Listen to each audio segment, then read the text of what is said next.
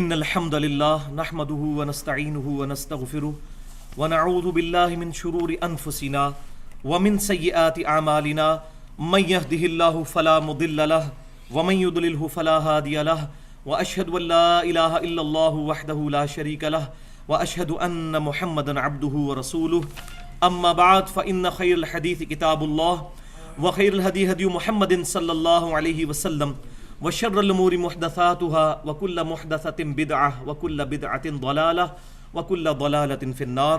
اعوذ بالله السميع العليم من الشيطان الرجيم من همزه ونفخه ونفثه. بسم الله الرحمن الرحيم.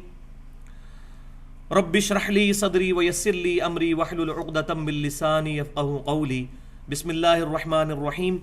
ان الله وملائكته يصلون على النبي یا ایھا الذین آمنوا صلوا علیہ وسلموا تسلیما.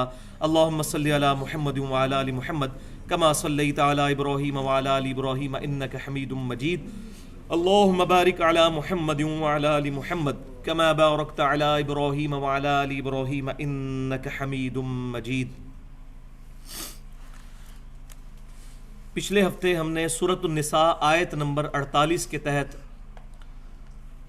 شرک کی جو سینسٹیوٹی ہے، اس کی حساسیت ہے، اس پر گفتگو کی تھی، اور اس کے بعد شرک کی جو دو بڑی اقسام ہیں جن کو اللہ تعالیٰ نے ایک آیت میں ہی کنکلوڈ کیا ہے. ایاک نعبد و ایاک نستعین. اے اللہ ہم صرف تیری عبادت کرتے ہیں اور غائب میں مدد کے لیے صرف تجھی کو پکارتے ہیں. اپروپریٹ ٹرانسلیشن ایاک نستعین کی ہے دعا صرف اللہ ہی سے. تو دعا صرف اللہ ہی سے، اس پر میں نے بڑی ڈیٹیل کے ساتھ گفتگو کی تھی،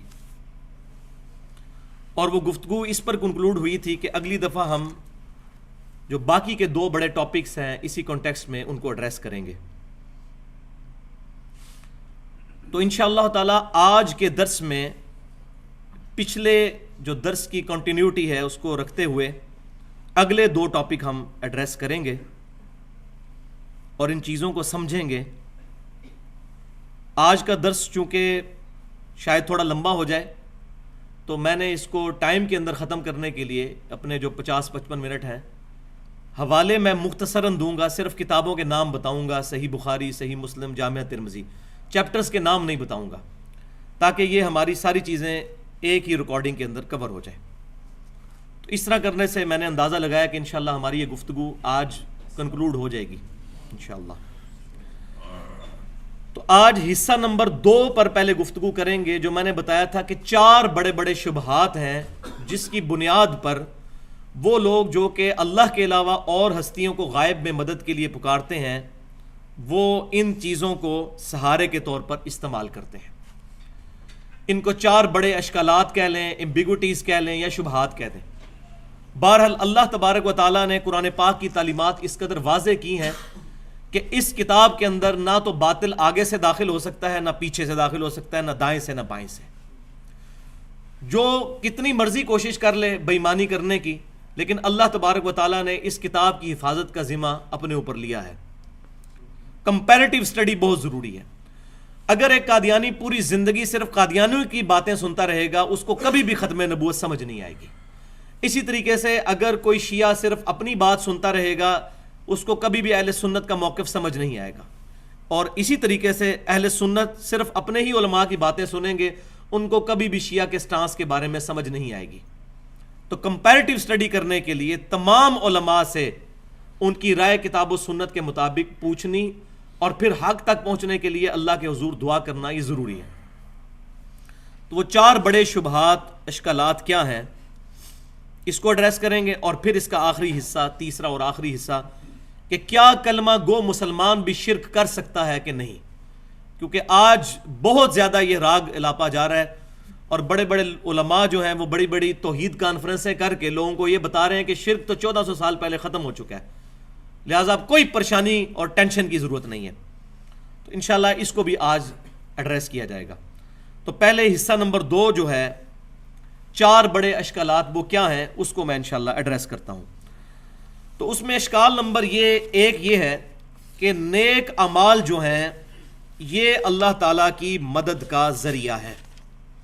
اس پر قرآن پاک سے آیات پیش کی جاتی ہیں اور پھر کہا جاتا ہے کہ نیک اعمال بھی چونکہ غیر اللہ ہیں لہٰذا غیر اللہ سے مدد مانگنا جائز ٹھہرا.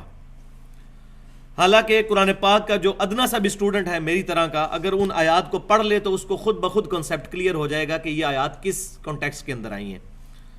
اس میں جو سب سے مشہور آیت پیش کی جاتی ہے سورۃ البقرہ کی آیت نمبر 153. بسم اللہ الرحمن الرحیم. یا ایھا الذین آمنوا استعینوا بالصبر والصلاۃ. اے ایمان والو مدد چاہو نماز اور صبر کے ذریعے. لیکن یہ پوری آیت اگر پڑھ لی جائے تو چور دروازہ خود ہی بند ہو جائے گا. ان اللہ مع الصابرین. بے شک اللہ تعالیٰ ساتھ ہے صبر کرنے والوں کے. کیا مطلب؟ جو شخص صبر کرتا ہے اللہ تعالیٰ کی مدد اس کی شامل حال ہوتی ہے. وَاسْتَعِینُوا بِالصَّبْرِ وَالصَّلَاةِ کا یہ مطلب نہیں ہے کہ نماز اور صبر کو مدد کے لیے پکارا جائے. اس کا مطلب ہے نماز اور صبر کے ذریعے ان اعمال کو وسیلہ بنا کر اللہ کے حضور دعا کی جائے. اگر یہ غیر اللہ سے مدد مانگنا ہو تو پھر یہ کہنا جائز ہوا المدد یا صبر، المدد یا نماز. یہ کوئی بیوقوف بھی نہیں کہتا. پھر ان آیات کو یا علی مدد اور یا شیخ عبد القادر جیلانی مدد کے طور پر پیش کرنا اس سے بڑی کوئی بیوقوفی نہیں ہے. تو قرآن پاک اپنی حفاظت خود کرتا ہے. اے ایمان والو نماز اور صبر کے ذریعے اللہ کی مدد چاہو. ان اللہ مع الصابرین. بے شک اللہ تعالیٰ کی مدد ساتھ ہے صبر کرنے والوں کے. اسی طریقے سے ایک مشہور حدیث پیش کی جاتی ہے صحیح مسلم میں کہ سیدنا ربیعہ بن کعب رضی اللہ تعالیٰ عنہ جو نبی صلی اللہ علیہ وسلم کو وضو کروایا کرتے تھے، آپ صلی اللہ علیہ وسلم نے ایک دن ان پر شفقت فرمائی اور فرمایا کہ ربیعہ مانگ، کیا مانگتا ہے؟ تو انہوں نے کہا یا رسول اللہ صلی اللہ علیہ وسلم میں آپ سے جنت میں آپ کا پڑوس مانگتا ہوں. تو آپ صلی اللہ علیہ وسلم نے فرمایا کہ اس کے علاوہ بھی کچھ اور مانگنا چاہتا ہے تو مانگ. تو انہوں نے کہا یا رسول اللہ صلی اللہ علیہ وسلم مجھے جنت میں آپ کا پڑوس مل جائے، اس سے بڑھ کر مجھے کسی اور دولت کی ضرورت نہیں ہے. الحمدللہ. تو آپ صلی اللہ علیہ وسلم نے پھر ارشاد فرمایا پھر سجدوں کے ذریعے میری مدد کر. یعنی میری دعا تیرے لیے شامل حال ہوگی لیکن نیک اعمال کے ذریعے، سجدوں کے ذریعے میری مدد کر. اور ساتھ ہی اس کے صحیح مسلم امام مسلم رحمۃ اللہ علیہ وہ حدیث لے کر آئے ہیں کہ ایک صحابی نے نبی صلی اللہ علیہ وسلم سے پوچھا کہ بتائیے کہ مجھے کوئی ایسا کام بتا دیجئے جو مجھے اللہ تبارک و تعالیٰ کی جنت میں لے جائے. 3 دفعہ پوچھنے پر آپ صلی اللہ علیہ وسلم نے ایک ہی جواب ارشاد فرمایا تم سجدے بہت زیادہ کیا کرو، ہر سجدہ اللہ کے حضور تیرا ایک درجہ بلند کر دے گا اور تیرا ایک گناہ معاف کر دے گا. اب ان دونوں حدیثوں کو جوڑ لیں، اوپر تلے حدیثیں ہیں صحیح مسلم میں یہ کہ نیک اعمال جنت میں پہنچنے کا ذریعہ ہے. اس کو اس کانٹیکسٹ میں پیش کرنا کہ نبی صلی اللہ علیہ وسلم سے انہوں نے جنت مانگی اور آپ صلی اللہ علیہ وسلم نے عطا فرما دی، یہ بالکل بے وقوفی ہے. اور ویسے بھی یہ غائب میں پکارنا تو ہے نہیں. انہوں نے نبی صلی اللہ علیہ وسلم سامنے موجود تھے، ان سے ریکویسٹ کی. آپ صلی اللہ علیہ وسلم نے فرمایا کہ جنت تو تمہیں ملے گی لیکن نیک اعمال کے ذریعے میری مدد کرو. یعنی نیک اعمال تمہارے شامل حال ہوں پھر میری دعا کیٹالسٹ کا کام کرے گی اور اللہ تعالیٰ سجدوں کی برکت سے تمہیں جنت میں میرا پڑوس عطا فرما دے گا. اسی طریقے سے صحیح بخاری میں ایک حدیث پیش کی جاتی ہے کتاب الرقاق چیپٹر کے اندر. سیدنا ابو ہریرہ رضی اللہ تعالیٰ عنہ حدیث قدسی روایت کرتے ہیں نبی صلی اللہ علیہ وسلم سے کہ اللہ تبارک و تعالیٰ ارشاد فرماتا ہے جو انسان میرے کسی ولی کے ساتھ دشمنی رکھے میرا اس کے خلاف اعلان جنگ ہے اور میرا بندہ میرا قرب اس سے زیادہ کسی چیز سے حاصل نہیں کر سکتا جو میں نے اس پر فرض کی ہے. یعنی فرض اعمال اللہ کے قرب کا ذریعہ ہے. میرا بندہ نوافل کے ذریعے میرا قرب حاصل کر لیتا ہے حتیٰ کہ میں اس سے محبت کرنے لگتا ہوں.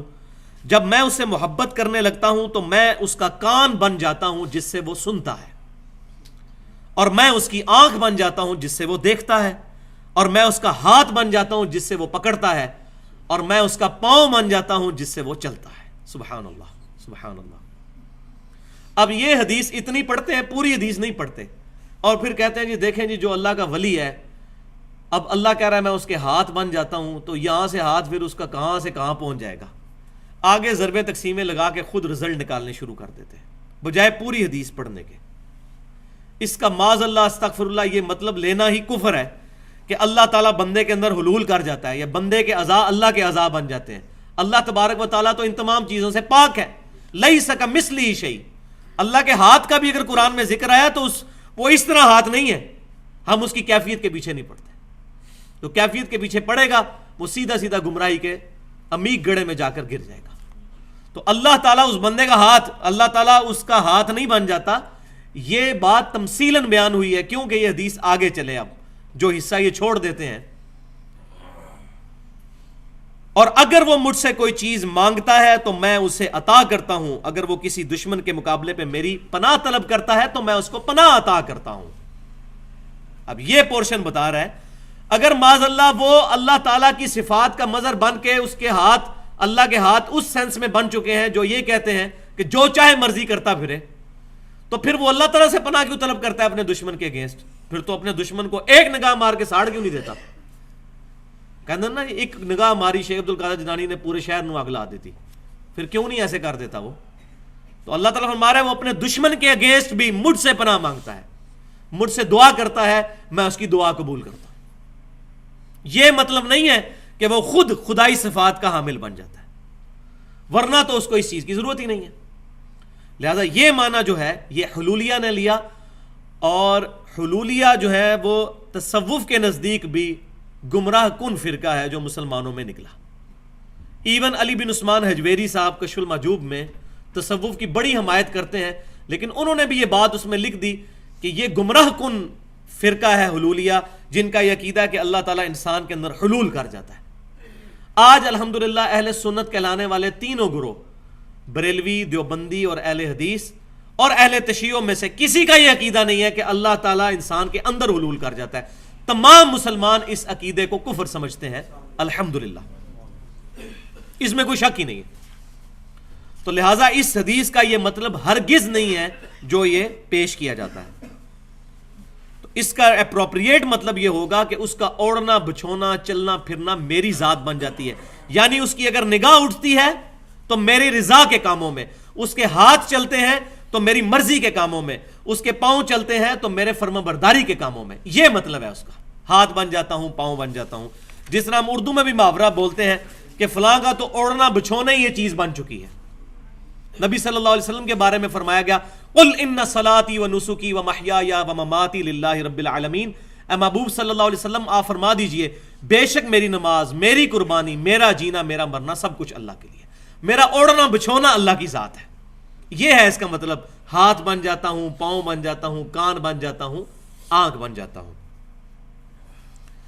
تو یہ پہلا اشکال میں نے کلیئر کیا. دوسرا اشکال ہے فرشتوں اور ظاہری اسباب کے ذریعے جو مدد لی جاتی ہے، اس کو وہ کہتے ہیں نہیں فرشتے بھی تو غیر اللہ ہیں اور ظاہری اسباب بھی غیر اللہ ہیں، ان سے پھر مدد کیوں لی جاتی ہے؟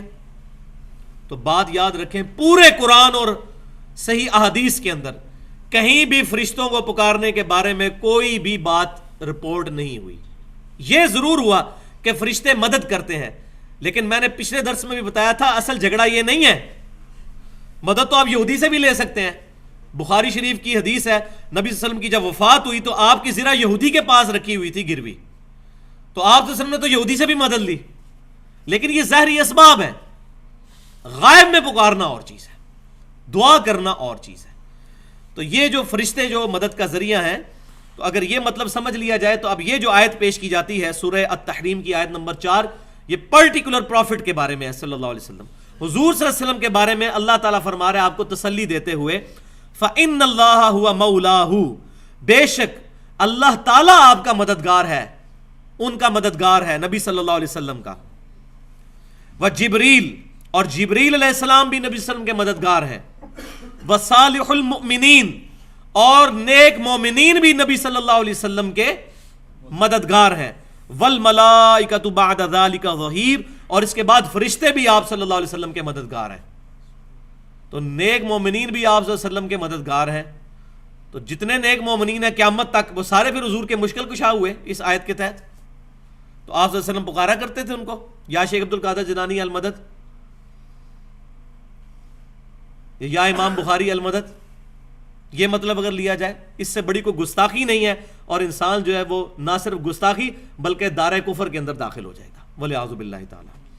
اس کا مطلب یہ ہے کہ اللہ تبارک و تعالیٰ ان کا مددگار ہے، اور اللہ تعالیٰ نے اپنی مشیت سے اسباب کے طور پر فرشتے آپ صلی اللہ علیہ وسلم کے ساتھ اٹیچ کیے ہیں، آپ کے جانثار صحابہ کرام آپ کے ساتھ اٹیچ کیے ہیں، جو آپ صلی اللہ علیہ وسلم کے فرمان پر اپنی جانیں نثار کرنے کے لیے تیار ہو جاتے ہیں، اور اس کا ثبوت قرآن پاک میں ہی موجود ہے۔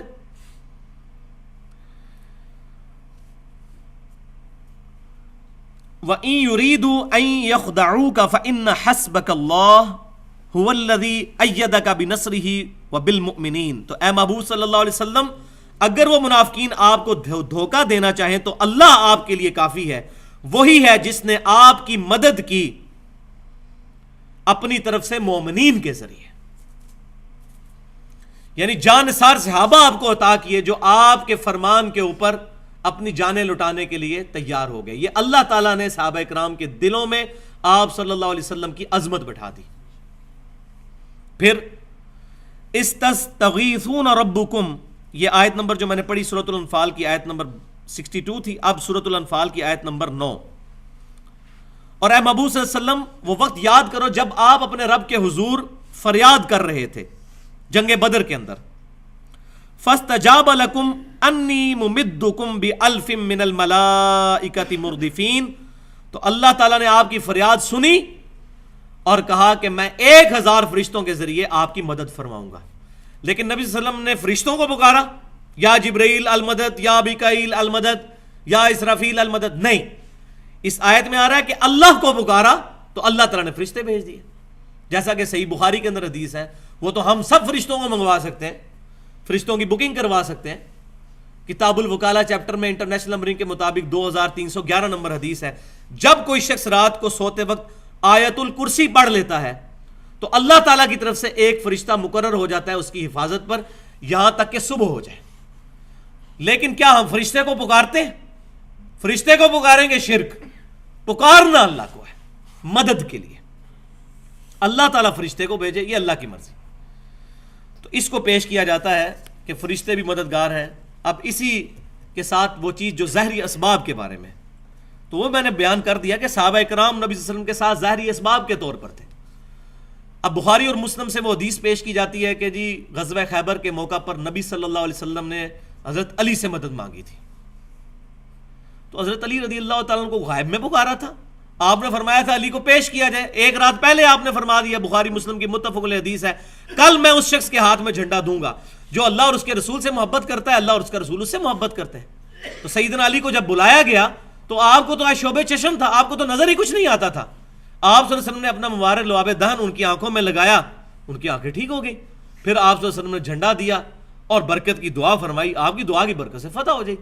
اس دن حضرت علی کو جھنڈا ملتا ہے یا میں اس وقت ہوتا، میرا نام بھی علی ہے، مجھے بھی نبی صلی اللہ علیہ وسلم کی دعا کی اگر جو ساتھ قبولیت حاصل ہوتی تو میرے ہاتھ میں خیبر فتح ہو جاتا، آپ کے ہاتھ میں ہو جاتا۔ تو آپ صلی اللہ علیہ وسلم نے غیب میں نہیں ان کو پکارا، ورنہ غزوہ خیبر پہ اللہ کے شیر سیدنا حمزہ کو کیوں نہیں حضور نے پکارا جو غزوہ احد میں 3 ہجری میں شہید ہو چکے تھے؟ المدد یا امیر حمزہ، کہیں کوئی ضعیف روایت دکھا دیں، چلیں صحیح تو چھوڑ دیں، ضعیف روایت دکھا دیں، المدد یا شہدائے احد، المدد یا شہدائے بدر، کہیں حضور نے پکارا ہو؟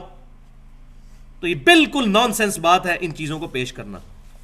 اور پھر اس کا کلائمیکس جو ہے وہ سورۃ المائدہ کی آیت نمبر 2 ہے، وَتَعَامَنُوا الْبِرِّ وَالتَّقْوَىٰ وَلَا تَعَامَنُوا عَلَى الْإِثْمِ وَالْعُدْوَانِ، نیکی اور پرہیزگاری کے کاموں میں ایک دوسرے کی مدد کرو اور برائی اور گناہوں کے کاموں میں کسی کی مدد نہ کرو۔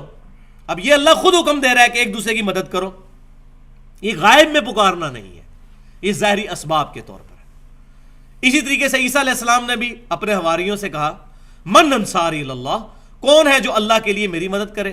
قال الحواریون نحن انصار اللہ، حواریوں نے کہا کہ ہم نبی صلی اللہ آپ کے ساتھ اللہ تعالیٰ کے دین کے مددگار ہوتے ہیں۔ تو وہ سامنے موجود تھے۔ غائب میں پکارنا یہ شرک ہے مدد کے لیے۔ تو یہ دوسرا جو شبہ تھا وہ بھی الحمدللہ اس معاملے میں جو ہے وہ زائل ہو گیا۔ تو ظاہری اسباب جو ہیں وہ اللہ تعالیٰ نے حکم فرمایا، اللہ تعالیٰ نے ہماری پیاس کے بجھنے کا ذریعہ پانی کو بنایا ہے، بھوک مٹانے کا ذریعہ روٹی کو کھانے کو بنایا ہے، لیکن ہم کیا کہیں گے؟ المدد یا پانی، المدد یا روٹی، یہ کہیں گے؟ یہ اسباب ہیں، ان کے ذریعے دعا کو جو ہے وہ ان کے بارے میں حلال نہیں کیا جا سکتا. دعا بالکل ڈیفرنٹ چیز ہے. غائب میں مدد کے لیے کسی کو پکارنا. ایاک نستعین، قرآن پاک بالکل واضح ہے. جب وہ کہہ رہے ہیں ایاک نستعین تو قرآن کو نہیں پتا کہ پانی بھی سبب ہے مشکل کشائی کا، شہد بھی سبب ہے مشکل کشائی کا، لیکن وہ تمام چیزیں اللہ تعالیٰ کے اذن سے ظاہری اسباب ہیں. آج حضرت علی سامنے موجود ہوں، ہم ان سے مدد مانگیں گے، لیکن سیدنا علی تو اب دنیا سے جا چکے عالم برزخ میں، اب دنیا کے ساتھ ان کا کوئی رشتہ نہیں ہے.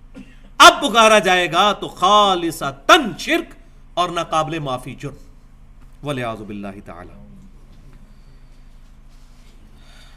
تیسرا شبہ یہ بہت خطرناک ہے، جس کو پیش کر کے تو شرک کا اثبات کیا جاتا ہے اور اپنی طرف سے یہ بتایا جاتا ہے جی ہم تو یہ توحید بیان کر رہے ہیں، اصل توحید یہ ہے.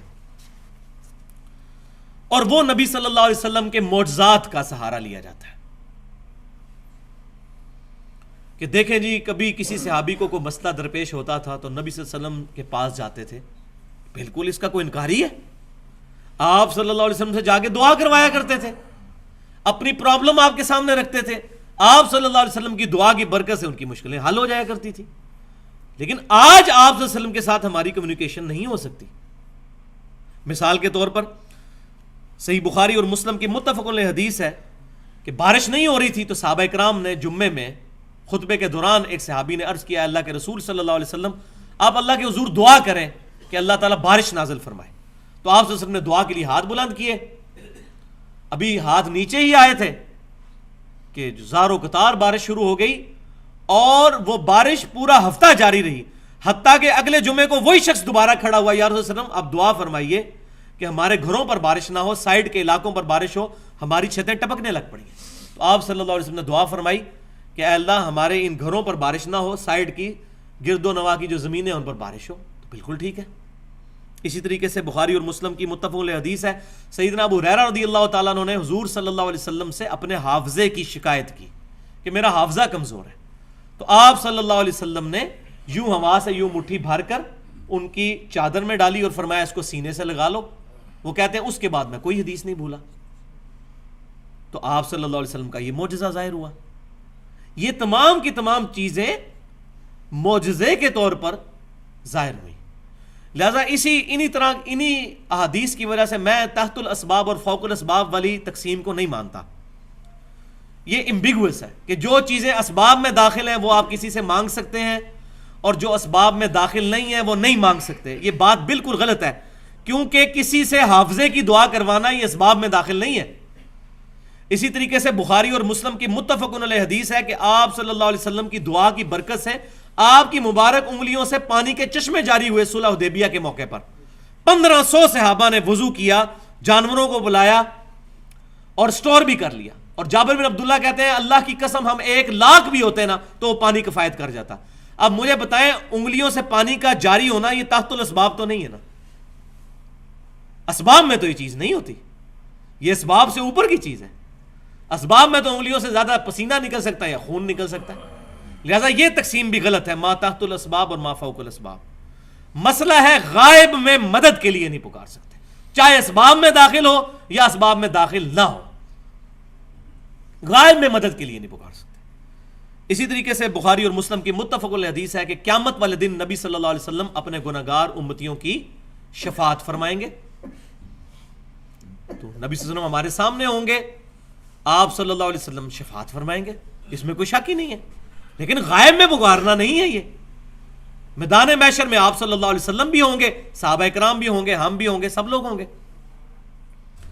تو اس کا سہارا لے کر اور سیدنا عیسیٰ علیہ السلام کے معجزات کا سہارا لے کر کہا جاتا ہے جی غیر اللہ سے مدد مانگی جا رہی ہے. بھائیو غائب میں مدد کے لیے نہیں پکارا جا رہا. کسی حدیث سے کوئی ثابت کرے صحیح حدیث ہے کہ نبی صلی اللہ علیہ وسلم نے کبھی کہا ہو المدد یا ابراہیم، المدد یا عیسیٰ، المدد یا موسیٰ، کبھی پکارا ہو؟ نیور، ہو ہی نہیں سکتا. تو یہ چیزیں آؤٹ آف کانٹیکسٹ پیش کی جاتی ہیں اور اس میں پھر سہارا لیا جاتا ہے جی آپ جی حیات النبی کے عقیدے کو نہیں مانتے. ہم حیات النبی کے عقیدے کو مانتے ہیں، برزخی عقیدے کو. حیات النبی کا یہ مطلب نہیں ہے کہ نبی صلی اللہ علیہ وسلم کی قبر مبارک پہ جا کے آپ سے مانگنا شروع کر دیا جائے. اس سے بڑا تو گستاخ ہی کوئی نہیں ہے. یہ جو میں نے حدیث بتائی صلح حدیبیہ کے موقع پر، اس کے علاوہ بھی کئی مواقع پر آپ صلی اللہ علیہ وسلم کی دعا کی برکت سے آپ صلی اللہ علیہ وسلم نے اپنی مبارک انگلیاں جب پیالے میں رکھی تو پانی کے چشمے جاری ہوئے. انہی راویوں میں سے ایک راوی سیدنا عمر بھی ہیں رضی اللہ تعالیٰ عنہ، امیر المؤمنین، خلیفہ ثانی. انہوں نے نبی صلی اللہ علیہ وسلم سے ایک سفر کے دوران، بخاری اور مسلم کی متفق علیہ حدیث ہے، ریکویسٹ کی، یا رسول اللہ صلی اللہ علیہ وسلم پانی نہیں ہے تو آپ یہ تھوڑا سا پانی کٹورے میں ہے، آپ اس پہ دعا کی، فرمائیں برکت کی، اپنے مبارک ہاتھ اس میں رکھیں. ہاتھ رکھے تو پانی کے چشمے جاری ہو گئے. اب سیدنا عمر سے زیادہ کون جانتا ہے کہ آپ صلی اللہ علیہ وسلم کی مبارک انگلیوں سے معجزے کے طور پر پانی کے چشمے جاری ہوئے. خود دیکھے. اب یہی حضرت عمر نبی صلی اللہ علیہ وسلم کی وفات کے بعد کیا عقیدہ رکھ رہے ہیں. صحیح بخاری کتاب الاستسقاء 1010 نمبر حدیث انٹرنیشنل نمبرنگ کے مطابق سیدنا عمر رضی اللہ تعالیٰ عنہ قحط سالی کے زمانے میں انس بن مالک کہتے ہیں کہ دعا کرتے ہیں، اے اللہ جب تک تیرے نبی ہم میں موجود تھے صلی اللہ علیہ وسلم، ہم ان کو تیری بارگاہ میں وسیلے کے طور پر پیش کرتے تھے دعا کے لیے. آپ صلی اللہ علیہ وسلم کی دعا کی برکت سے بارش نازل ہوتی تھی. اب آپ صلی اللہ علیہ وسلم کے بعد ہم آپ صلی اللہ علیہ وسلم کے چچا کو لے کر آئے ہیں، اور پھر سیدنا عباس بن عبد المطلب حضور صلی اللہ علیہ وسلم کے چچا دعا کرتے تو بارش برس پڑتی. معاذ اللہ استغفر اللہ، نبی صلی اللہ علیہ وسلم وفات کے بعد آپ کا مرتبہ کوئی کم ہو گیا تھا؟ نہیں. اصل میں سیدنا عمر نے یہ عقیدہ دیا کہ زندگی میں کسی سے جا کر دعا کروانا اور چیز ہے، اور وفات کے بعد اس کے ساتھ کمیونیکیشن کرنا اور چیز ہے. ورنہ نبی صلی اللہ علیہ وسلم کے ہوتے ہوئے عباس بن عبد المطلب کو لانے کی ضرورت ہی نہیں تھی. اور وہ سیدنا عمر جن تک حدیث بھی پہنچی ہوئی ہے، ایسا نہیں کہ ان کو حدیث ہی نہیں پتا کہ آپ صلی اللہ علیہ وسلم کی مبارک انگلیوں سے پانی کے چشمے جاری ہوتے ہیں، تو آپ کٹورا لے کر پہنچ جاتے ہیں نا وہاں پر کہ یا رسول اللہ صلی اللہ علیہ وسلم دنیا میں بھی آپ صلی اللہ علیہ وسلم کی مبارک انگلیوں سے پانی کے چشمے جاری ہوئے، اپنا قبر مبارک سے ہاتھ باہر نکالیں اور اپنا ہاتھ مبارک اس کٹورے میں رکھ دیں تاکہ پانی کے چشمے جاری ہو جائے. نہیں ہوا ایسے، بالکل نہیں ہوا.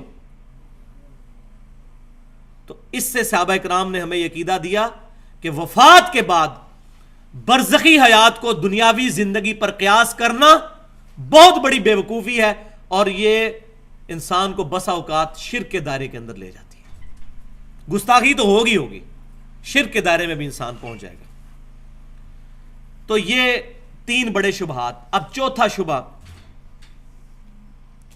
اب جب سارے معاملات ختم ہو جاتے ہیں نا، پھر وہ نا، چونکہ قرآن حدیث میں تو دلائل نہیں ہے، پھر بزرگوں کے واقعات سنانے شروع کر دیتے ہیں. فلاں بزرگ کا واقعہ انہوں نے یہ کر دیا، فلاں نے یہ کر دیا، فلاں نے وہ یہ کر دیا. مسئلہ ہے کہ بھائیو یہ واقعات اگر ماننے شروع کر دیں نا ہم، تو میں آپ کو الحمدللہ تمام مکاتب فکر سے بزرگوں کی ایسی ایسی کرامتیں سنا سکتا ہوں، ان کی اپنی لکھی ہوئی، کہ اگر وہ بریلوی کی ہوں گی تو دیوبندی کہے گا جی جھوٹ ہے، دیوبندی کی ہوں گی تو بریلوی کہے گا جھوٹ ہے، اہل حدیث کی ہوں گی تو یہ دونوں کہیں گے جھوٹ ہے، اہل حدیث ان دونوں کو جھوٹ کہیں گے. یہ مانیں گے بھی تو اپنے بزرگوں کی کرامتیں، اور کسی کی نہیں مانیں گے.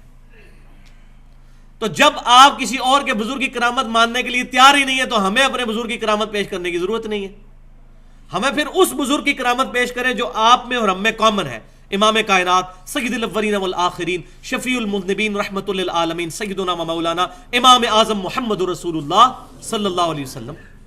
لائیں قرآن اور سنت سے پیش کریں، صحابہ کرام کے اجماع سے کوئی بات پیش کر دیں، اپنی قیاس رائیاں نہ کریں.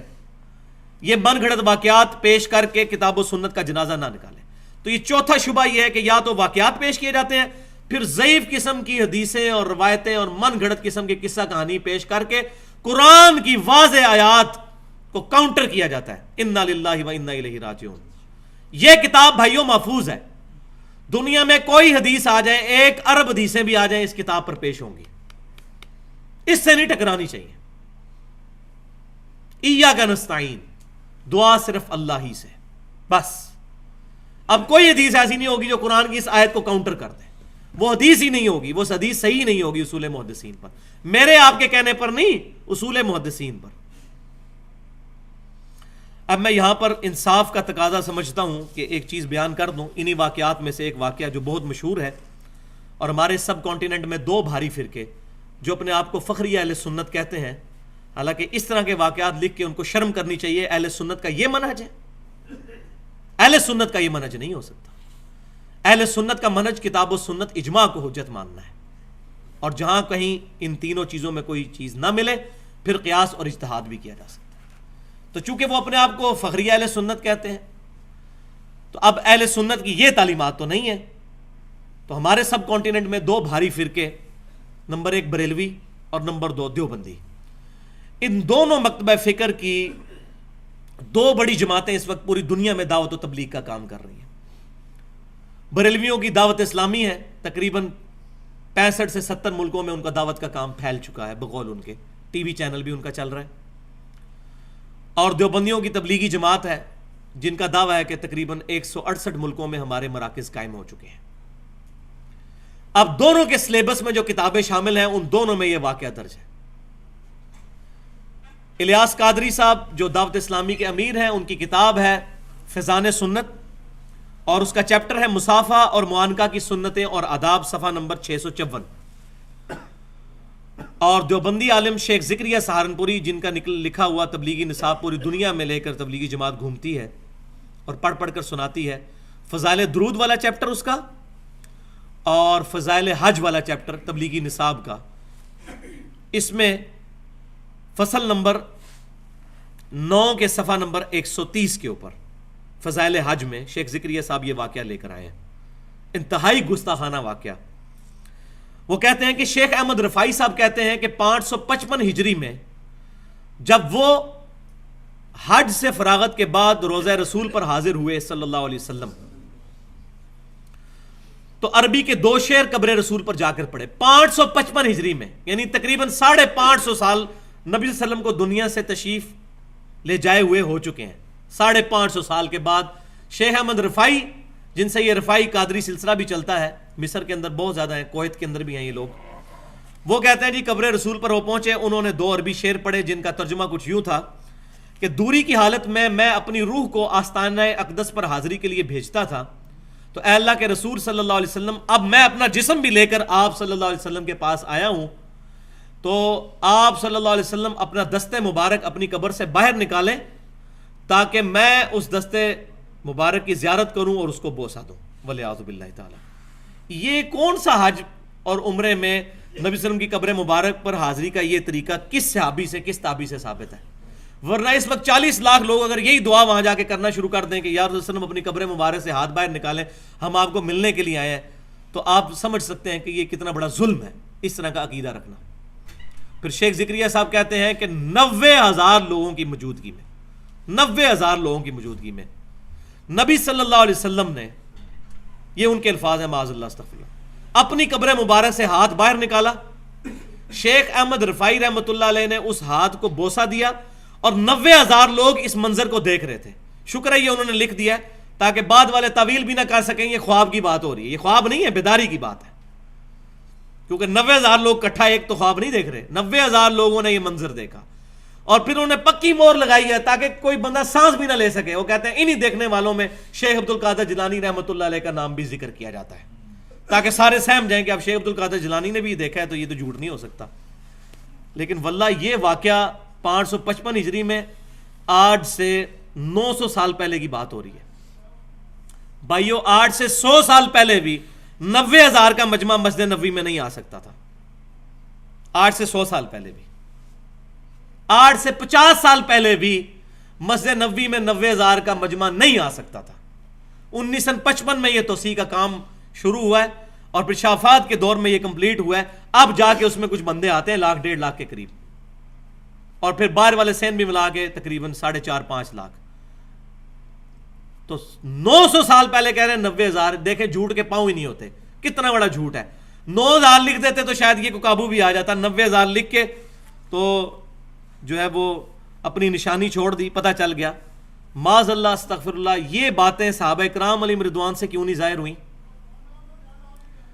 بخاری اور مسلم کی متفق علیہ حدیث ہے کہ آپ صلی اللہ علیہ وسلم کی وفات کے بعد جب صحابہ کرام علیہم رضوان میں اختلاف ہو گیا خلافت کے مسئلے میں، وہ ڈیٹیل بات ہے، یہاں ایڈریس کرنے کا محل نہیں ہے، تو صحابہ کرام علیہم رضوان آپس میں مشورے کے لیے اکٹھے ہوئے، بڑا اختلاف رہا ہوا، الٹیمیٹلی وہ چیزیں کنکلوڈ ہوئیں، لیکن کسی صحابی کو یہ وہم بھی نہیں ہوا کہ نبی صلی اللہ علیہ وسلم کا جسم مبارک تو ابھی چارپائی پہ رکھا ہوا ہے، دفنایا بھی نہیں ہے، تو رسول اللہ سے ہی جا کے پوچھ دیتے ہیں کہ یا رسول اللہ آپ کے بعد ہم کس کو خلیفہ چنیں؟ آپ نے تو خلیفہ اپنا کسی کو نہیں بنایا اس قرآن کے علاوہ۔ وہ صحیح بخاری میں حدیث موجود ہے کہ آپ صلی اللہ علیہ وسلم نے قرآن کے مطابق عمل کرتے رہنے کی وصیت فرمائی تھی۔ کتاب المغازی میں 4460 نمبر حدیث ہے۔ کیوں؟ صحابی کو کبھی یہ وہم بھی نہیں آنا تھا، ان کو پتا تھا کہ آپ صلی اللہ علیہ وسلم اب برزخی حیات کے ساتھ ہے، اس دنیا کی حیات کے ساتھ نہیں ہے۔ اسی طریقے سے سیدہ عائشہ رضی اللہ تعالی عنہا جب گھر سے نکلی اجتہادی غلطی کے طور پر، اور الٹیمیٹلی اس کا انجام جو ہے جنگ جمل ہوا، تو نبی صلی اللہ علیہ وسلم کے حجرے مبارک میں 47 سال تک اس قبر والے حجرے میں سیدہ عائشہ رہی ہیں۔ کسی ضعیف روایت سے کوئی بندہ ثابت کر دے کہ حضرت عائشہ نے کبھی نبی صلی اللہ علیہ وسلم سے قبر پہ ملاقات کی ہو یا آپ صلی اللہ علیہ وسلم کا ہاتھ مبارک آپ کے لیے باہر نکلا ہو۔ یہ بعد والے لوگ اتنے بڑے بڑے دعوے کرتے ہیں، اور پھر جب ہم ان کا نام لیتے ہیں ہمیں کہتے ہیں بزرگوں کے گستاخ ہیں۔ ہم کہتے ہیں ہم ہر اس شیطانی بزرگ کے گستاخ ہیں جو رسول اللہ کا گستاخ ہے۔ یہ ہمارے ایمان کا تقاضا ہے۔ رو اپنی قسمت کو اگر تم ایسے لوگوں کو اپنا بزرگ مانتے ہو، کل کو تم غلام احمد قادیانی کو بھی اپنا بزرگ مانو گے، اس کے ساتھ بھی اتنے لوگ لگے ہوئے ہیں، لاکھوں لوگ پاکستان میں اس کے ساتھ بھی اٹیچ ہیں۔ پاکستان کی سرزمین تو ویسے ہی بہت زرخیز ہے گمراہی کے لیے، کوئی بندہ جو ہے ایک ادھر ننگا بھی کپڑے اتار کے بھی کسی جنگل میں بیٹھ جائے اس کے ساتھ بھی 4 بندے لگ جاتے ہیں، تو ٹھیک ہے۔ تو یہ بزرگ، اور پھر کہتے ہیں بزرگوں کے گستاخ، ہم ان کو بزرگ ہی نہیں مانتے تو بزرگوں کی گستاخی کہاں سے ہوگی؟ آپ بتائیں گستاخان رسول بزرگ ہو سکتے ہیں؟ کبھی بھی نہیں۔ تو 2 رزلٹ ہے، یا تو یہ گستاخان رسول تھے انہوں نے جھوٹ بولا، اور یا پیچھے جھوٹ بول رہے ہیں جو ان کی طرف باتیں منسوب کر کے لکھ رہے ہیں۔ اب آپ کا فیصلہ ہے کہ کون سی بات مانتے ہیں۔ اگر ان کو گستاخ مانتے ہیں تو وہ فارق، اور اگر ان کو صحیح مانتے ہیں اور ان کو جھوٹ مانتے ہیں تو یہ فارق۔ تو دونوں طرف آپ کے بزرگ فارغ ہوتے ہیں۔ تو کتاب و سنت پر اپنے اعمال کی بنیاد رکھی جائے۔ تو صحیح احادیث یہ ذریعہ ہے حق تک پہنچنے کا، قرآن پاک کے بعد ضعیف روایتیں اور واقعات نہیں۔ امام مسلم بن حجاج قشیری رحمۃ اللہ علیہ المتوفی 261 ہجری صحیح مسلم کے مقدمے میں تقریباً 100 روایتیں احادیثیں لے کے آئے ہیں اس زمن میں کہ صحیح حدیث کیوں ضروری ہے۔ پہلی حدیث یہی ہے، جس شخص نے میری طرف کوئی ایسی بات منسوب کی جو میں نے نہیں فرمائی وہ اپنا مقام دوزخ میں دیکھ لے، والعیاذ باللہ تعالی۔ پھر حدیث لے کر آئے کہ آخری زمانے میں ایسے لوگ پیدا ہوں گے جو تم سے ایسی ایسی حدیثیں بیان کریں گے جو تمہارے آباء و اجداد نے نہیں سنی ہوں گی، ان سے بچنا کہیں تمہیں فتنے میں مبتلا نہ کر دیں۔ اور یہ امام مسلم کہہ رہے ہیں کہ وہ آخری زمانہ میرا ہے، اسی لیے تو میں نے صحیح حدیثیں جمع کرنے کا ارادہ کیا ہے۔ اب کسی کے باء و اجداد ہے ہی ان پڑھ جاہل گزرے، نہ ان کو قرآن کا پتہ نہ ان کو حدیث کا پتہ، اور ان کو کوئی قرآن سے آیت بتائی جائے تو وہ کہیں گے یہ کہ ہم تو نئی نئی باتیں سن رہے ہیں، تو وہ تو جاہل ہے۔ یہ اہل علم کی بات ہو رہی ہے۔ واقعی ایسی حدیثیں پھر بیان کرتے ہیں، نہ بخاری میں ہوتی ہیں، نہ مسلم میں ہوتی ہیں، نہ ترمذی میں، نہ ابو داؤد میں، نہ نسائی میں، نہ ابن ماجہ میں، نہ الموطا امام مالک میں، نہ مسند امام احمد میں۔ ان 8 کتابوں میں تو حدیثیں نہیں ہوتی ہیں، اور دور دراز کی کتابوں میں جن کا شاہ ولی اللہ دہلوی رحمۃ اللہ علیہ نے حجت اللہ البالغہ میں بڑی ڈیٹیل کے ساتھ رد کیا ہے کہ ان کتابوں کا اور ان صحیح احادیث کی کتابوں کا زمین و آسمان کا فرق ہے۔ تو صحیح حدیث کے اوپر بنیاد رکھنی ہوگی۔ اب صحیح احادیث کے حوالے سے میں 3 مثالیں پیش کرنا یہاں ضروری سمجھتا ہوں تاکہ ہمیں مسئلہ بالکل کلیئر ہو جائے۔ پہلی مثال مسند امام احمد سے کہ امام کائنات صلی اللہ علیہ وسلم کے پاس ایک صحابی حاضر ہوئے، انہوں نے کہہ دیا یا رسول اللہ ما شاء اللہ و شئت، اے اللہ کے رسول جو اللہ چاہے اور جو آپ چاہیں۔ آپ صلی اللہ علیہ وسلم نے فرمایا اجعلتنی للہ ندا، کیا تم نے مجھے اللہ کے مقابل کھڑا کر دیا ہے؟ قل بل ما شاء اللہ وحدہ، بلکہ یہ کہو کہ جو اکیلا اللہ چاہے۔ اب اس صحابی نے پاکستانی مولوی کی طرح یہ نہیں کیا کہ اے اللہ کے رسول میں آپ کو مستقل بالذات نہیں سمجھ کے پکار رہا، میں غیر مستقل بالذات سمجھ کر اور محدود اور عطائی کے تحت باذن اللہ آپ کو پکار رہا ہوں، تو آپ نے مجھے کیوں کہہ دیا کہ مجھے اللہ کے مقابلے میں کھڑا کر دیا؟ یہ نہیں انہوں نے کہا۔ ان کو پتا تھا نیت جو کچھ بھی ہو، جو چیز اللہ نے اپنے ساتھ خاص کر لی ہے وہ مخلوق میں اذن کے ساتھ ماننا بھی شرک ہے۔ اللہ کے اذن کے ساتھ کسی کی عبادت ہو سکتی ہے؟ نہیں۔ حضرت آدم علیہ السلام کی عبادت نہیں ہوئی تھی، وہ سجدہ تعظیمی تھا، سجدہ عبادت ہمیشہ ہی حرام رہا ہے. سجدہ تعظیمی پچھلی امتوں میں جائز تھا, اس امت میں وہ بھی حرام ہو گیا. اللہ کا شکر ہے حرام ہوا, ورنہ یہ لوگ جو اب اس قدر شرک کر رہے ہیں ان کے پاس بہت بڑی دلیل موجود ہوتی. دوسری مثال جامعہ ترمذی میں سیدنا ابن عباس رضی اللہ تعالیٰ عنہ کو نبی صلی اللہ علیہ وسلم نے وصیت فرماتے ہوئے کہا اپنی سواری کے پیچھے بٹھا کر, اے بیٹے اللہ کے احکام کی حفاظت کر, اللہ تیری حفاظت فرمائے گا. اللہ کے حقوق کا خیال رکھ, تو اپنے رب کو اپنے سامنے پائے گا جب بھی مصیبت آئے گی تو. اور جب تجھے سوال کرنا ہو تو صرف اللہ سے سوال کرنا, اور جب مدد طلب کرنی ہو تو صرف اللہ سے مدد طلب کرنا. اور پھر ساتھ کیا ارشاد فرمایا, جان لے اگر پوری امت جمع ہو کر تجھے ذرے کے برابر فائدہ پہنچانا چاہے اور اللہ نہ چاہے تو نہیں پہنچا سکتی, اور پوری امت مل کر تجھے ذرے کے برابر نقصان پہنچانا چاہے اور اللہ نہ چاہے تو نہیں پہنچا سکتی. تقدیر کے صحیفے لکھ کر خشک ہو چکے اور قلم اٹھا لیے گئے. اس حدیث کو امام ترمذی نے کہا ھذا حدیث حسن صحیح, یہ صحیح حدیث ہے. اب یہ حدیث کہ مدد صرف اللہ سے مانگنا, سوال صرف اللہ سے کرنا, صحابہ کرام کو اس کا مطلب پتا تھا کہ اس سے مراد ہے غائب میں مدد کے لیے, دعا کے لیے پکارنا. ورنہ جس طرح آج کا مولوی اپنے ماننے والوں کو سکھا رہا ہوتا ہے, دیکھو جی جب ہم پانی میں ڈوب رہے ہوں تو کسی کو مدد کے لیے نہ پکارے. اس صحابی نے تو نہیں کہا یا رسول اللہ صلی اللہ علیہ وسلم مجھے بھوک لگی ہو تو میں اپنی ماں سے روٹی نہ مانگوں, آپ کہہ رہے ہیں کہ اللہ ہی سے مانگنا تو میں روٹی اللہ سے مانگوں. صحابی نے نہیں یہ گستاخی کی. پھر یہ بھی نہیں کہا یا رسول اللہ صلی اللہ علیہ وسلم مجبور انسان کوئی ہے وہ مدد کے لیے جو ہے وہ کسی کے پاس پیسے روپے لینے کے لیے نہ جائے, اللہ کو پکارنا شروع کر دے. ان کو پتا تھا کہ ظاہری اسباب اور چیز ہے, دعا کرنا اور چیز ہے. یہ آج کے گستاخ لوگوں نے یہ مسئلے جو ہیں وہ گھڑے ہوئے ہیں. اور تیسری مثال جو میں نے پچھلی دفعہ بھی دی تھی, بخاری اور مسلم کی متفق علیہ حدیث ہے, جب 70 صحابہ کو دھوکے سے شہید کیا گیا تو انہوں نے دعا کی, اے اللہ ہمارے نبی کو ہمارے حال کی خبر کر دے. انہوں نے نہیں کہا یا رسول اللہ انظر حالنا, حضور صلی اللہ علیہ وسلم دنیا میں موجود ہے اور وہ کہہ رہے ہیں اے اللہ ہمارے نبی کو ہمارے حال کی خبر کر دے. یہ حضور کی تربیت تھی, ان کو پتا تھا رسول اللہ کو پکارا تو شرک ہو جائے گا, تو چہ جائے کہ آج پکارنا کتنی بڑی گستاخی. تو پھر مصیبت اور پریشانی میں آپ صلی اللہ علیہ وسلم نے وظیفہ بھی تعلیم فرمایا. جامعہ ترمذی میں صحیح سند کے ساتھ, المستدرک للحاکم میں بھی موجود ہے. آپ صلی اللہ علیہ وسلم ہر مشکل, ہر پریشانی میں کہتے تھے یا حیو یا قیوم برحمتک استغیث, اے خود سے زندہ ہر چیز کو تھامنے والے, میں تیری رحمت کا سوال کرتا ہوں, تیری مدد کا سوال کرتا ہوں تیری رحمت کے ساتھ. یہ آپ صلی اللہ علیہ وسلم کی دعا ہوا کرتی تھی. صحیح بخاری میں موجود ہے, آپ صلی اللہ علیہ وسلم مشکل پریشانی میں حسبنا اللہ و نعم الوکیل کہا کرتے تھے. ہم نے اللہ ہی پر بھروسہ کیا, وہی بہتر کارساز ہے. جامعہ ترمذی میں حدیث موجود ہے, آپ صلی اللہ علیہ وسلم نے بہترین دعا تعلیم فرمائی, لا الہ الا انت سبحانک انی کنت من الظالمین. یہ حضرت یونس علیہ السلام کی دعا مانگو گے اللہ کبھی محروم نہیں لوٹائے گا.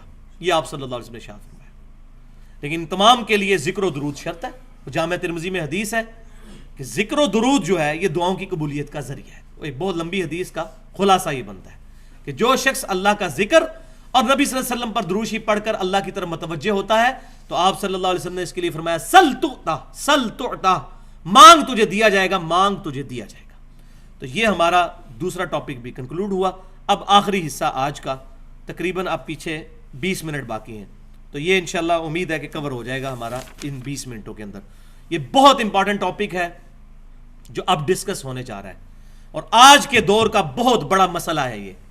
اس کی بنیاد کے اوپر لوگ گمراہی کے اندر گھرے ہوئے ہیں, اور وہ یہ ہے کہ کیا کلمہ گو مسلمان بھی شرک کر سکتا ہے؟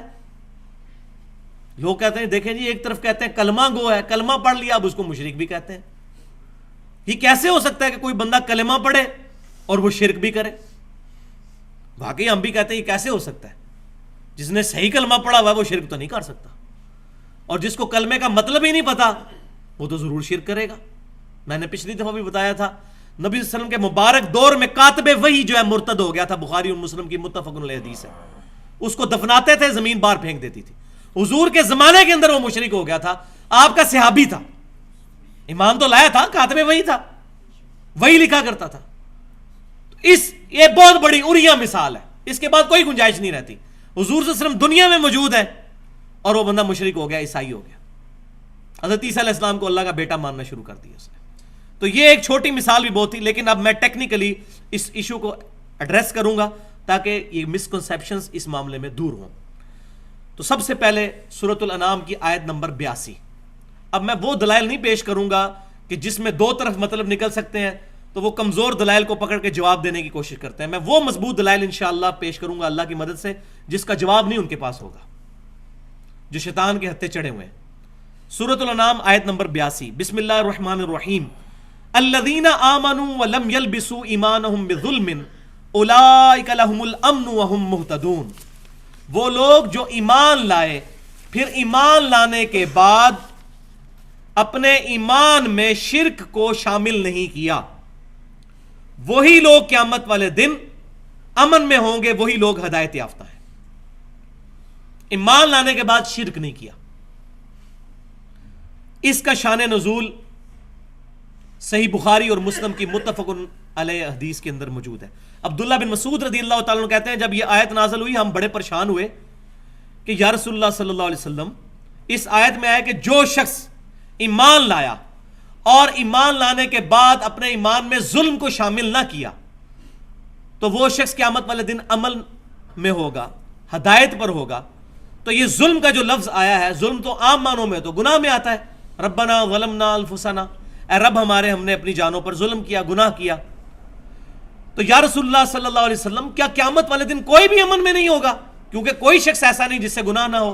تو آپ صلی اللہ علیہ وسلم نے سورہ لقمان کی آیت نمبر 13 ارشاد فرمائی اور فرمایا ان الشرک لظلم عظیم، بے شک شرک سب سے بڑا ظلم ہے۔ یعنی اس آیت میں شرک ہے مراد ظلم سے، عام گناہ نہیں۔ جو شرک کرے گا ایمان لانے کے بعد ایسے شخص کو پھر امن نہیں ملے گا۔ تو آپ صلی اللہ علیہ وسلم کی اس تشریح سے یہ بالکل بات ثابت ہو گئی کہ ایمان لانے کے بعد بھی جو شرک سے بچے گا اسی کو قیامت والے دن امن اور ہدایت ملے گی، اور کسی کو نہیں ملے گی۔ پھر صحیح مسلم میں حدیث ہے، امام کائنات صلی اللہ علیہ وسلم نے بیان فرمایا جس مسلمان کے جنازے میں 40 ایسے لوگ شریک ہوں جو اللہ کے ساتھ شرک نہ کرتے ہوں تو اللہ تعالیٰ ان 40 بندوں کی شفاعت اس کے حق میں قبول کر لے گا۔ یعنی وہ جب جنازہ پڑھیں گے اللہ تعالیٰ ان کی مغفرت کر دے گا اس بندے کی، اگر 40 ایسے بندے ہوں جو شرک نہ کرتے ہوں۔ تو بھائیو اگر شرک ختم ہو چکا ہے تو نبی صلی اللہ علیہ وسلم کو یہ بات کہنے کی ضرورت ہی نہیں ہے۔ وہ جس حدیث سے یہ سہارا لیتے ہیں نا، وہ حدیث میں اینڈ پہ میں بیان کروں گا اور اس کا مفہوم بھی بیان کروں گا، اس حدیث کا مطلب کیا ہے۔ ابھی صرف یہ دلائل سنتے جائیں۔ تو جو بندہ جنازہ پڑھنے کے لیے آتا ہے، مسلمان ہی جنازہ پڑھتا ہے، اور تو کوئی جنازہ پڑھنے کے لیے نہیں آتا۔ پھر صحیح بخاری اور مسلم کی متفق علیہ حدیث ہے، یہ بالکل کرٹیکل حدیث ہے اس حوالے سے، تم لوگ بھی اگلے لوگوں کے راستے پر چل پڑو گے، قدم با قدم، بالشت بر بالشت، حتیٰ کہ اگلے لوگوں میں سے کوئی شخص گوہ کے سوراخ میں داخل ہوا تو تم لوگ بھی وہی کام کرو گے۔ یعنی اپنے امتیوں کو آپ صلی اللہ علیہ وسلم بیان فرما رہے ہیں۔ صحابہ کرام نے پوچھا یا رسول اللہ صلی اللہ علیہ وسلم، یہ اگلے لوگ جو گزر چکے اس سے مراد یہودی اور عیسائی ہیں؟ آپ نے فرمایا اگر وہ مراد نہیں تو پھر کون لوگ مراد ہیں؟ یعنی جو خرابیاں یہودیوں اور عیسائیوں میں پیدا ہوئیں تم میں بھی پیدا ہوں گی۔ اب یہ حدیث پیش کر کے ہمارے پاکستان میں ایک بہت بڑے عالم ہیں جو ہر سال توحید کانفرنس کر رہے ہیں، اور اس کانفرنس کا مقصد اثبات توحید نہیں ہوتا بلکہ شرک کی تمام اقسام کو قرآن حدیث سے ثابت کرنا ہوتا ہے، ڈاکٹر آصف اشرف جلالی صاحب۔ اور توحید کانفرنس میں یہ حدیث انہوں نے بیان کی ہے، وہ پورا میں نے ان کا میگزین پڑھا ہے، وہ اخبار جس کے اندر آیا ہے۔ وہ کہتے ہیں جی یہ جو حدیث ہے نا تم بھی اگلے لوگوں کے راستے پہ چل پڑو گے، اس سے مراد یہ نہیں ہے کہ یہود و نصارہ کی طرح یہ امت شرک کرنا شروع کر دے گی، اس سے مراد یہ ہے کہ یہ جس طرح انگریز فیشن کریں گے، یہود و نصارہ جو لباس پہنتے ہیں مسلمان بھی وہی لباس پہننا شروع کر دیں گے، وہی حرکتیں شروع کر دیں۔ عقیدے کی بات نہیں ہو رہی، حالانکہ اس حدیث میں تو ایسی بات کوئی نہیں ہے، کیٹاگوریکل مینشن ہے، مطلقاً ہے، لیکن وہ کہتے ہیں اس سے مراد یہ ہے۔ For the sake of argument ہم ایگری کرتے ہیں، لیکن بھائیو الحمدللہ کتب احادیث کے اندر اس حدیث کا موقع اور محل بھی، شان فرمان بھی موجود ہے کہ کس جگہ پر آپ نے یہ بات ارشاد فرمائی تھی۔ وہ جامعہ ترمذی کے اندر صحیح سند کے ساتھ حدیث موجود ہے.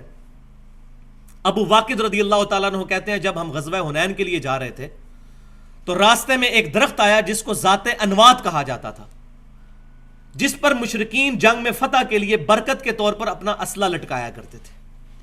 تو صحابہ کرام میں سے کچھ نے عرض کیا یا رسول اللہ صلی اللہ علیہ وسلم آپ بھی ہمارے لیے کوئی ایسا درخت مقرر فرما دیں جہاں پر ہم اپنا اسلحہ لٹکا لیا کریں برکت کے لیے، جس طرح یہ مشرکین کرتے ہیں. تو آپ صلی اللہ علیہ وسلم نے کہا سبحان اللہ، یہ جو جملہ بولا جاتا ہے یعنی اللہ پاک ہے، اس کو آپ بریکٹ میں سمجھ لیں، معذوف ہے سبحان اللہ عما یشرکون، اللہ پاک ہے اس شرک سے جو لوگ کرتے ہیں. سبحان اللہ، اللہ پاک ہے. تم نے تو آج وہی بات کر دی جو موسیٰ علیہ السلام کے امتیوں نے کہی تھی. سورۃ الاعراف آیت نمبر 138 آپ صلی اللہ علیہ وسلم نے تلاوت فرمائی کہ جب ان کی قوم ایک ایسی جگہ سے گزری جہاں لوگ بتوں پر اعتکاف کیے ہوئے بیٹھے ہوئے تھے تو انہوں نے کہا اے موسیٰ علیہ السلام آپ ہمارے لیے بھی کوئی اس طرح کا بت بنا دیں جس پر ہم بیٹھ جایا کریں عبادت کے لیے. تو آپ صلی اللہ علیہ وسلم نے اس کو بت کے ساتھ تشبیہ دی. دیکھیں درخت کو آج بھی ہو رہا ہے، آپ دیکھ لیں یہ جتنے مزارات ہیں درخت ہیں ان کے ساتھ ٹاکیاں بھی وہ باندھی ہوئی ہوتی ہیں کپڑے کی مختلف اور منتیں مانی، بالکل سیم وہی چیز چل رہی ہے. تو آپ صلی اللہ علیہ وسلم نے فرمایا کہ تم نے وہی بات کر دی جو موسیٰ کے لوگوں نے کی تھی. موسیٰ علیہ السلام دنیا میں موجود تھے، پھر آپ نے یہی بات ارشاد فرمائی جو بخاری اور مسلم میں ہے، تم بھی اس ذات کی قسم جس کے قبضہ قدرت میں میری جان ہے، قسم اٹھا کے اللہ کے نبی کہہ رہے ہیں تم بھی اسی راستے پر چل پڑو گے جس پر پچھلے لوگ چلے تھے، جو پہلے لوگ گزر چکے. اب آپ صلی اللہ علیہ وسلم کے یہ حدیث کا کانٹیکسٹ ہی بتا رہا ہے کہ شرک کے حوالے سے اب تو گنجائش ہی نہیں رہ جاتی کوئی بندہ انکار کرے. تو حدیث کی حفاظت کرتی ہے، کوئی باطل اس میں داخل نہیں ہو سکتا. پھر صحیح بخاری اور مسلم کی متفق علیہ حدیث ہے، سیدہ عائشہ کہتی ہیں حضور صلی اللہ علیہ وسلم کے بیماری کے دن تھے آخری، اور حضور کی دو بیویاں بیٹھ کے گفتگو کر رہی ہیں، ام سلمہ اور ام حبیبہ رضی اللہ تعالی عنہن، کہ جب ہم حبشہ گئے تھے ہم نے ماریا نام کا ایک گرجا دیکھا تھا جہاں بہت تصویریں لٹکی ہوئی تھی. تو نبی صلی اللہ علیہ وسلم جلال میں آئے، آپ صلی اللہ علیہ وسلم نے فرمایا یہی تو ان لوگوں میں خرابی تھی، جب ان میں کوئی نیک آدمی فوت ہو جاتا تھا تو وہ اس کی قبر پر مسجد بنا لیتے تھے، پھر وہاں اس کی تصویریں لٹکا لیتے تھے اور وہاں پر سجدے شروع کر دیتے تھے. قیامت والے دن اللہ کے حضور بدترین مخلوق ہوں گے یہ لوگ، بدترین مخلوق، والعیاذ باللہ. یہ بخاری اور مسلم کی متفق علیہ حدیث ہے. پھر صحیح مسلم کی حدیث ہے، یہ ہمارا پورا ریسرچ پیپر اس پہ چھپ چکا ہے، رسول اللہ کی آخری وصیت ہے، وہ انشاءاللہ ربیع الاول پہ ایڈریس بھی کریں گے اس کو ڈیٹیل کے ساتھ، کہ آپ صلی اللہ علیہ وسلم نے وفات سے 5 دن پہلے، صحیح مسلم کے الفاظ ہیں، جندب رضی اللہ تعالیٰ عنہ کہتے ہیں 5 دن پہلے حضور نے ہمیں ایک بات ارشاد فرمائی، دیکھنا تم سے پہلے جو لوگ تھے ان میں کوئی نیک آدمی فوت ہو جاتا تھا، لوگ اس کی قبر پہ سجدے شروع کر دیتے تھے، خبردار میں تمہیں منع کرتا ہوں یہ بات نہ کرنا. اور پھر بخاری اور مسلم کی متفق علیہ حدیث، حضور صلی اللہ علیہ وسلم کے بارے میں سیدہ عائشہ کہتی ہیں جب جس بیماری میں آپ کی وفات ہوئی آپ صلی اللہ علیہ وسلم اپنی چادر اپنے سر مبارک سے اتارتے تھے، چہرہ مبارک سے ہٹاتے تھے اور بار بار یہ کہتے تھے لعنت اللہ علی الیہود والنصارى اتخذوا قبور انبیائہم مساجدا، اللہ کی لعنت ہو یہودیوں اور عیسائیوں پر، انہوں نے اپنے نبیوں کی قبروں کو سجدہ گاہ بنا لیا تھا. والعیاذ باللہ تعالی. اس کے آگے حضرت عائشہ کے کامنٹس ہیں بخاری اور مسلم میں جو اس حوالے سے کلیئر کریں گے مسئلے کو. سیدہ عائشہ کہتی ہیں اگر ہمیں یہ ڈر نہ ہوتا کہ لوگ رسول اللہ کی قبر پر سجدے شروع کر دیں گے تو ہم آپ صلی اللہ علیہ وسلم کی قبر مبارک کو زائرین کی زیارت کے لیے عام کھول دیتے، لیکن ہمیں ڈر تھا اور حضور صلی اللہ علیہ وسلم بھی ہمیں اسی بات سے ڈرا رہے تھے. حضرت عائشہ کو تو ڈر تھا شرک کا، پاکستان کے مولوی کو 1400 سال بعد کوئی ڈر ہی نہیں ہے. ان سے زیادہ کون نبی صلی اللہ علیہ وسلم کی باتوں کا فہم رکھنے والا تھا. پھر مسند امام احمد کے اندر صحیح سند کے ساتھ حدیث موجود ہے، نبی صلی اللہ علیہ وسلم نے دعا فرمائی اللہم لا تجعل قبری وثنا یعبد، اے اللہ میری قبر کو وہ بت نہ بننے دینا کہ لوگ اسے پوجنا شروع کر دیں. والعیاذ باللہ تعالی. وثن کا لفظ بت نہ بننے دینا، یعنی جس کو پوجا جائے گا وہ بت ہے، چاہے قبر ہو یا پتھر ہو یا درخت ہو، میری قبر کو بت نہ بننے دینا. تو یہ احادیث تھیں جو بالکل یہ بات کلیئر کرتی ہیں کہ آپ صلی اللہ علیہ وسلم کو بھی خدشہ تھا، صحابہ کرام کو بھی خدشہ تھا. پھر صحیح بخاری کے اندر نبی صلی اللہ علیہ وسلم کا یہ فرمان بھی موجود ہے، دیکھنا میری شان کو اس طرح بلند نہ کرنا جس طرح عیسائیوں نے، نصارہ نے اپنے نبی کی شان کو بلند کر دیا تھا. میں اللہ کا بندہ اور اس کا رسول ہوں، مجھے اللہ کا بندہ اور اس کا رسول ہی کہنا. آپ وسلم کو کیوں ٹینشن تھی؟ وہ آج پتہ چل رہا ہے ہمیں، جب ہمیں مسجد سے سننے کو ملتا ہے نور من نور اللہ، اللہ کے نور میں سے نکلا ہوا نور. اور اللہ کہہ رہا ہے لم یلد ولم یولد، اللہ میں سے نہ کوئی نکلا نہ اللہ کسی میں سے نکلا.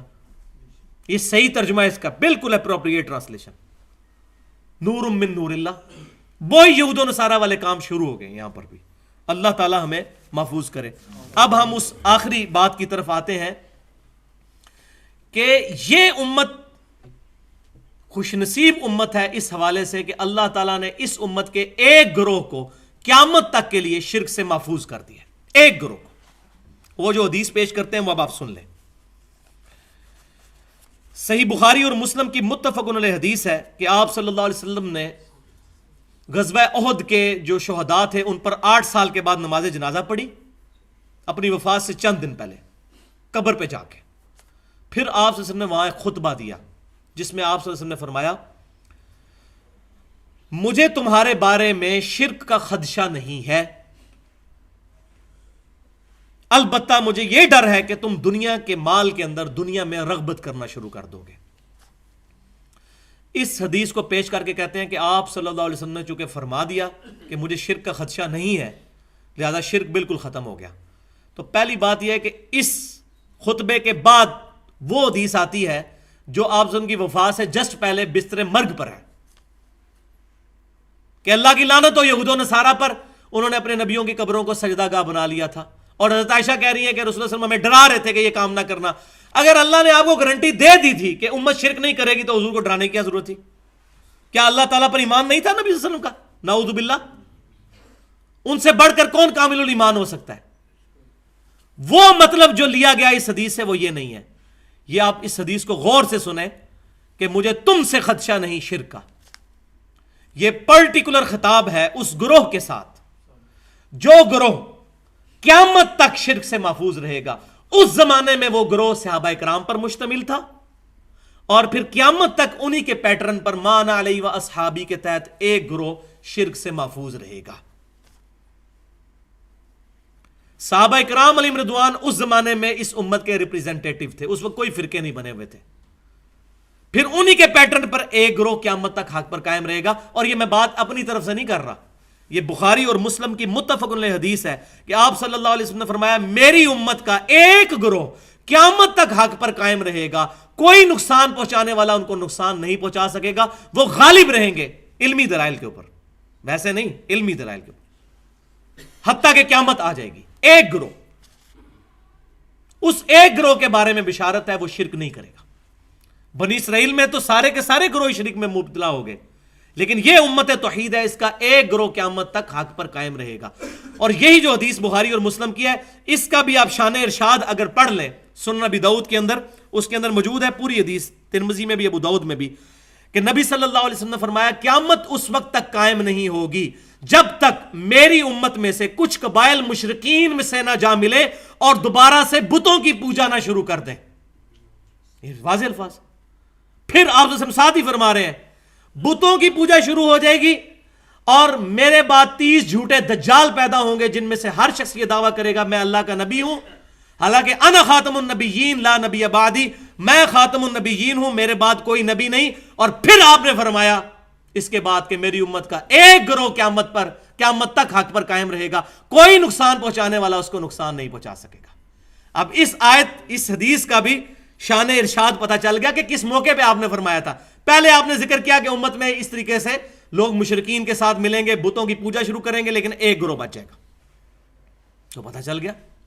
سنن ابی داؤد کے اندر حدیث ہے کہ آپ صلی اللہ علیہ وسلم نے فرمایا کہ 72 فرقے میری امت کے دوزخ میں جائیں گے. تو دوزخ میں کیوں جا رہے ہوں گے؟ وہ مسلمانوں کے فرقے، غیر مسلموں کو چھوڑ دیں. قادیانی فرقہ کہاں سے نکلا ہے؟ مسلمانوں میں سے. حلولیہ کہاں سے نکلے ہیں؟ مسلمانوں میں سے بھی. یہ لوگ شرک نہیں کر رہے. تو یہ حدیث بالکل آؤٹ آف کنٹیکسٹ پیش کی جاتی ہے. اس کا مفہوم صرف یہ ہے کہ میری امت ایز اے ہول پوری امت گمراہ نہیں ہوگی جس طرح بنی اسرائیل ہو گئی تھی. ایک گروہ یہاں پر حق پر قائم رہے گا. اور وہ المستدرک للحاکم میں صحیح سند کے ساتھ حدیث موجود ہے. آپ صلی اللہ علیہ وسلم نے فرمایا کہ میری پوری امت کبھی بھی گمراہی پر جمع نہیں ہوگی, کبھی بھی ایسا نہیں ہوگا. ایک گروہ اختلاف کرتا رہے گا, ضرور حق پر قائم رہے گا. تو یہ جو حدیث ہے بخاری اور مسلم کی کہ مجھے تم سے شرک کا خدشہ نہیں, اس کی تفسیر جو محدثین نے کی ہے, بریلوی دیوبندی اہل حدیثوں نے نہیں, شیعوں نے نہیں, محدثین نے. ابن حجر اسقلانی رحمۃ اللہ علیہ المتوفی 852 ہجری اور علامہ بدر الدین عینی رحمۃ اللہ علیہ المتوفی 855 ہجری, آج سے تقریباً 600-700 سال پہلے ان لوگوں نے اس حدیث کی شرح میں لکھ دیا کہ اس سے مراد یہ نہیں ہے کہ پوری امت شرک نہیں کرے گی, اس سے مراد ایک گروہ ہے. ورنہ ہم نے امت میں دیکھا ہے کتنے لوگ مشرک بھی ہوئے ہیں. یہ ان ائمہ نے بھی اپنی کتابوں کے اندر, فتح الباری کے اندر اور عمدۃ القاری کے اندر, محدثین نے یہ ڈیٹیل کے ساتھ لکھ دیا. اور میں نے الحمدللہ اس کی بھی حاجت نہیں, دلائل کے ساتھ یہ بات بالکل واضح کر دی ہے. تو آپ صلی اللہ علیہ وسلم نے فرمایا میری امت کا ایک گروہ قیامت تک حق پر قائم رہے گا, کوئی نقصان پہنچانے والا ان کو نقصان نہیں پہنچائے گا. تو ایک گروہ کی گارنٹی ہے, وہ نبی صلی اللہ علیہ وسلم کے زمانے میں صحابہ کرام تھے. آپ صلی اللہ علیہ وسلم کے بعد آپ صلی اللہ علیہ وسلم کے صحابہ کے پیٹرن پر قیامت تک ایک گروہ حق پر قائم رہے گا. اور یہاں وہ بھی حدیث سن لیں, یہ جو حدیث ہے کہ میری امت کے 72 فرقے دوزخ میں جائیں گے, سنن نبی داؤد میں اس کے ساتھ الفاظ موجود ہیں کہ میری امت میں ایسے لوگ پیدا ہوں گے جن کے اندر بدعتیں اس طرح داخل ہو جائیں گی جیسے باولا کتا کسی کو کاٹ جائے اور اس کا زہر اس کے ریشے ریشے میں پہنچ جائے, ایسی میری امت کے اندر بدعتیں داخل ہو جائیں گی. اور پھر ان بدعتوں کا انجام کیا ہونا ہے, وہ بخاری اور مسلم کی متفق علیہ حدیث ہے. قیامت والے دن میرے حوض کوثر پہ کچھ لوگ لائے جائیں گے جن کو میں پہچانتا ہوں گا. کیوں کہ مسلمانوں کے اعضائے وضو چمک رہے ہوں گے قیامت والے دن, قادیانیوں کے بھی چمک رہے ہوں گے. وہ تو پورے صراط پہ فیصلہ ہوگا نا کہ کون واقعی مسلمان ہے اور کون نام کا مسلمان ہے. قادیانی بھی اپنے آپ کو مسلمان ہی سمجھتے ہیں نا. تو میں اعضائے وضو کے چمکنے کی وجہ سے ان کو پہچان لوں گا. تو میرے حوض کوثر پہ جب وہ لوگ لائے جائیں گے, میں ان کو حوض کوثر سے جام پلانے لگوں گا تو ان کے اور میرے درمیان ایک دیوار کھڑی کر دی جائے گی, وَلِعَاذُ بِاللَّهِ تعالی. میں کہوں گا اللہ یہ میرے امتی ہیں, یہ میرے ساتھی ہیں. تو نبی صلی اللہ علیہ وسلم کو کہا جائے گا اے اللہ کے رسول آپ کو نہیں پتا آپ کے بعد ان لوگوں نے دین میں بدعتیں جاری کر دی تھیں اور دین سے الٹے قدم پھر گئے تھے. تو آپ صلی اللہ علیہ وسلم فرماتے ہیں میں کہوں گا سحقا سحقا لمن غیر بعدی سحقا سحقا لمن بدل بعدی. ان پر پھٹکارو, ان کو مجھ سے دور کر دو جنہوں نے میری وفات کے بعد میرے دین کو بدل دیا, جنہوں نے میری وفات کے بعد میرا دین ٹیمپر کر دیا. ان کو مجھ سے دور کر دو, کوئی شفاعت نہیں ہوگی ان لوگوں کی. تو یہ جو کہتے ہیں جی اب شرک تو امتی کر ہی نہیں سکتا, کتنے مسلمانوں کے گروہ ہیں اس وقت جن کو سارے مشرک کہتے ہیں. ایران کے اندر ایک گروہ ہے نصیریہ فرقہ جو سیدنا علی کے لیے الوہیت کا عقیدہ رکھتا ہے, حضرت علی کو اللہ مانتا ہے. پوری دنیا کے شیعہ اس کو کافر کہتے ہیں, اس گروہ کو اہل سنت بھی کافر کہتے ہیں. حلولیہ کا گروہ کہ اللہ تعالیٰ بندے میں حلول کر جاتا ہے, پینتھیزم کا عقیدہ, یہ بھی کفری عقیدہ, شرکی عقیدہ. اس طرح کے کئی عقیدے ہو گزرے ہیں مسلمانوں میں, ایسے گروہ ہو گزرے ہیں. اور آج پاکستان کی سرزمین جو ہے وہ خاص طور پر اس معاملے میں بہت زرخیز ہے, یہاں پر گمراہی کے اعتبار سے. یہاں کتنے لوگ موجود ہیں جو غیر اللہ کو دعا کے لیے پکارتے ہیں. اللہ تعالیٰ سے دعا ہے کہ ہمیں کتاب و سنت کی تعلیمات پر عمل کرنے کی توفیق عطا فرمائے اور شیطان کے یہ جو اوچھے ہتھ کنڈے ہیں ان سے محفوظ فرمائے. ہر مصیبت ہر پریشانی میں صرف اپنے رب کو پکارنے کی توفیق عطا فرمائے. یا حیو یا قیوم برحمتک استغیث. جو بات میں نے کی حق بات اللہ تعالی ہمارے دلوں میں راسخ فرمائے. اگر میری منہ سے کوئی ایسی بات نکلی ہو جو کتاب و سنت اور اجماع کے خلاف ہے, ہمارے دلوں سے اللہ تعالی محو کر دے. سبحانک اللہم و بحمدک اشہد ان لا الہ الا انت استغفرک و اتوب الیک وما علینا الا البلاغ المبین.